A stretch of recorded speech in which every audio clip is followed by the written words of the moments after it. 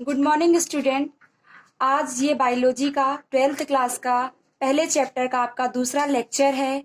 इसके पहले वाले वीडियो में आपने पौधों जीवन अवधि, जीवों में जनन, जनन के प्रकार इसके बारे में पढ़ा था और आज हम पढ़ेंगे पौधों में अलैंगिक जनन के बारे में। इसके पहले वाले वीडियो में आपने जीवों के अलैंगिक जनन के प्रकार पढ़े थे और आज हम पौधों में अलैंगिक जनन क्या होता है। पौधों में अलैंगिक जनन को ही कायिक प्रवर्धन या कायिक जनन कहते हैं। यानी अभी तक जंतुओं में अलैंगिक जनन, एक बार फिर से अलैंगिक जनन की परिभाषा ध्यान कर लीजिए कि वह जनन जिसमें नर अथवा मादा दोनों युग्मक की आवश्यकता नहीं होती है, किसी एक ही युग्मक द्वारा युग्मनज का निर्माण होता है, वो आपका अलैंगिक जनन होता है।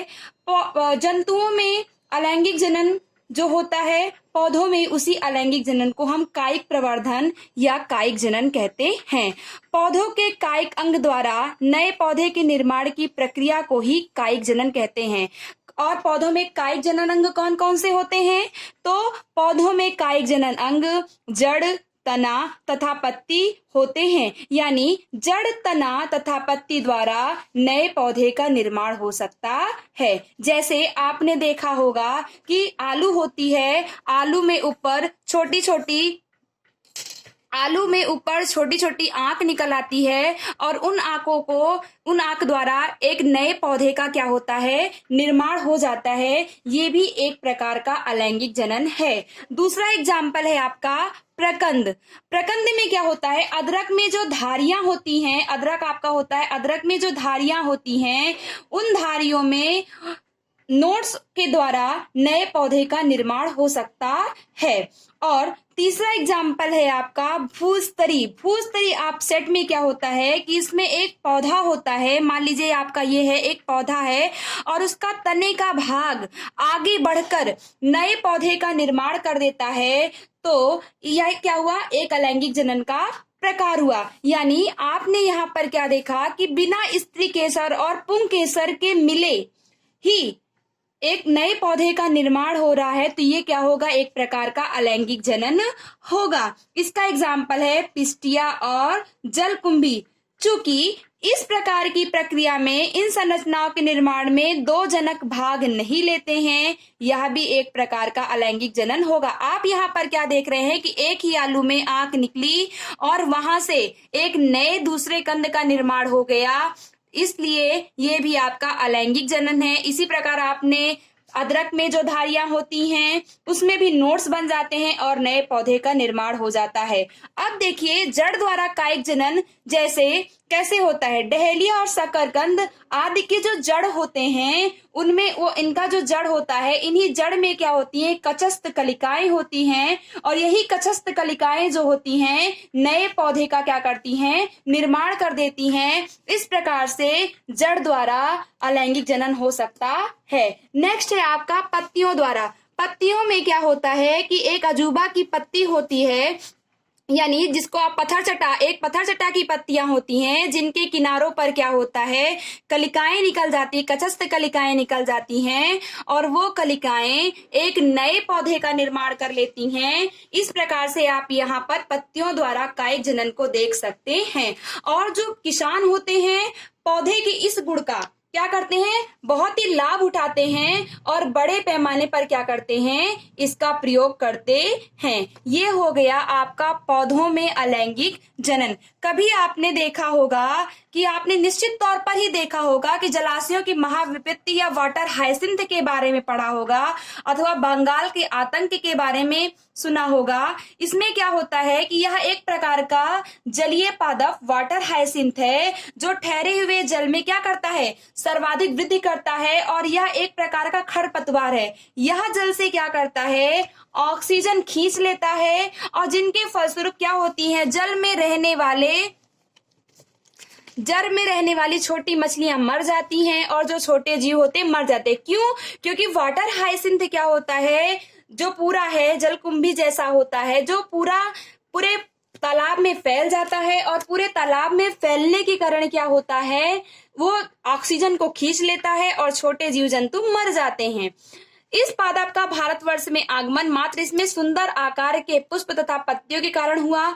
यद्यपि यह प्रवर्धन द्रुत गति से कर सकता है और थोड़े समय में ही ये क्या होता है कि थोड़े समय में ही संपूर्ण जलाशय पर फैल जाता है और अपने आप से पूरे जलाशय को ढक लेता है और इससे छुटकारा पाना क्या होता है, बहुत ही कठिन होता है। ये भी एक प्रकार का अलैंगिक जनन कायिक प्रवर्धन है। यानी आपने कायिक प्रवर्धन के बारे में क्या क्या देखा, जड़ द्वारा कायिक प्रवर्धन कैसे होता है, तना द्वारा कायिक प्रवर्धन कायिक जनन कैसे होता है, पत्ती द्वारा कायिक जनन कैसे होता है। यानी ये सब भी पौधों में एक प्रकार का अलैंगिक जनन है, क्योंकि बिना स्त्री केसर और पुंग केसर के यहाँ पर जनन की प्रक्रिया हो रही है और नए पौधे का निर्माण हो रहा है। अब आप अलैंगिक जनन के पूरे पार्ट को पढ़ चुके हैं। नेक्स्ट टॉपिक आ है आपका लैंगिक जनन, सेक्सुअल रिप्रोडक्शन। लैंगिक जनन सिंपल सी बात है कि यानी जब एक नर युग्मक तथा एक मादा युग्मक आपस में मिलकर युग्मनज का निर्माण करते हैं तो इस प्रक्रिया को लैंगिक जनन कहते हैं। यानी एक नर युग्मक और दूसरा आपका मादा युग्मक दोनों ही मिलकर जाइगोट का निर्माण करते हैं, यानी युग्मनज का निर्माण करते हैं, तो ये प्रक्रिया क्या होती है, लैंगिक जनन कहलाती है। लैंगिक जनन और अलैंगिक जनन में एक मेन डिफरेंस है कि लैंगिक जनन केवल एक ही युग्मक द्वारा अलैंगिक जनन केवल एक ही युग्मक द्वारा होता है, जबकि लैंगिक जनन नर तथा मादा युग्मक यानी विपरीत लिंगों वालों के बीच में होता है, जिसके फलस्वरूप क्या होता है, एक नए जीव का निर्माण होता है। यह अलैंगिक जनन की तुलना में जटिल और विस्तृत और धीमी प्रक्रिया है और इसके फलस्वरूप जो संतति उत्पन्न होती है वह अपने जनक के समान नहीं होती है। क्यों नहीं होती है? क्योंकि नर युग्मक का डीएनए कुछ और होगा, मादा युग्मक का डीएनए कुछ और होगा, कुछ लक्षण इसके आएंगे, कुछ लक्षण इसके आएंगे, इसलिए ये हमेशा अपने उसके समान नहीं होती है, यानी अपने पितृ कोशिका के समान नहीं होती है जो संतति कोशिका बनती है। जबकि आपने अलैंगिक जनन में पढ़ा था कि अलैंगिक जनन में आपने पढ़ा था कि बनने वाली संतति कोशिका हमेशा अपनी पितृ कोशिका के समान होती है। क्यों समान होती थी? क्योंकि वहां पर एक ही युग्मक कार्य कर रहा था, इसका डीएनए सीधे इस पे आ रहा था, यानी एक ही लक्षण इसमें आ रहे थे। और लैंगिक जनन में क्या हो रहा है कि एक डीएनए इसका है, एक डीएनए इसका है, तो लक्षण समान होंगे नहीं। लैंगिक जनन और अलैंगिक जनन में एक मेन डिफरेंस ये है। चलिए नेक्स्ट है आपका किशोरावस्था की प्रावस्था।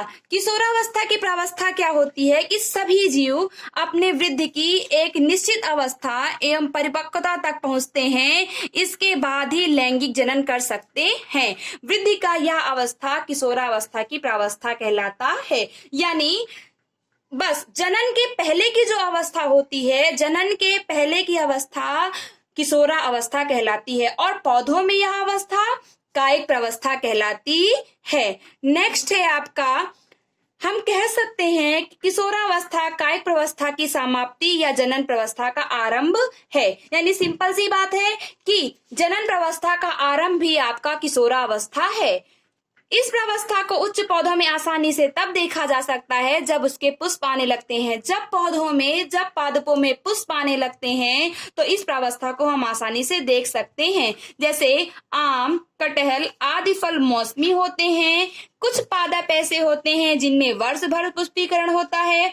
कुछ पादप ऐसे होते हैं जिनमें मौसम के आधार पर पुष्पीकरण होता है। चलिए आज के लिए बस इतना ही।